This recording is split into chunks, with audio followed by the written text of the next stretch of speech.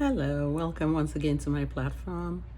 And once again, my name is Tola T, and I'm here again to have a discussion about some aspects of life that seem to just plague people who are older. And we're not going to talk about age right here, but who are older and how we cope with certain things regarding managing the home as mothers and especially as widows. If this is your first time, welcome. I usually come here to discuss my concerns, my experiences about widowhood, and how I've been coping since I lost my husband over 3 years ago. So basically, my interest in this discussion today is, what are your thoughts about still cooking the way you used to cook for your husband?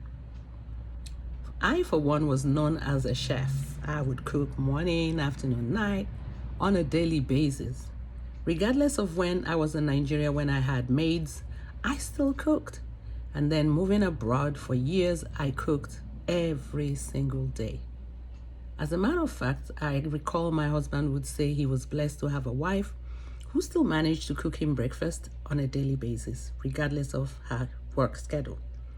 So, today, I want to ask you, as mothers and as widows, how do you feel about still being committed to cooking it for the family like you used to? Recall, we used to do this for years. I know that. And then all of a sudden now, we don't want to do that again. So I, for one, have been struggling in this area, and my kids are having a hard time with it. They tell me all the time, Mom, why don't you just cook? There's no stew. And I ask them, aren't you grown? Don't you know how to make these things? We know how to make them, but we prefer your cooking because yours tastes better. It's just a snide way of enrolling you into being the chef for the family. And I tell them all the time, a Nigerian joke, I will not be your ekaite. Ekaite. So anyway, as I was saying, how do you feel about still cooking? I talk to a lot of my girlfriends, married, single, divorced, widowed. Every woman who's up there in age, over 50, are tired of cooking. We're exhausted. We need people to listen to us. We need people to hear us when we say we're tired and that we don't feel like cooking. People don't understand this. They think we're just being difficult. We're not.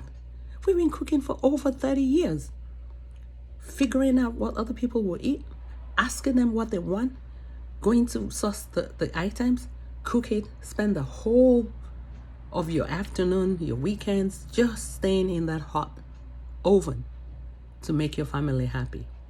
Well, now the family is grown. Your kids are in their 20s and their 30s. Why then are you still expected to continue living life like that? Well, I'm not trying to cause any problems here. I'm only pointing out how I feel about this constant cooking. There has to be a way around it. And like I tell my kids, we gotta make a list, a roster on who cooks and when they cook. Because I am exhausted. I'm tired of cooking. Let me know what your thoughts are.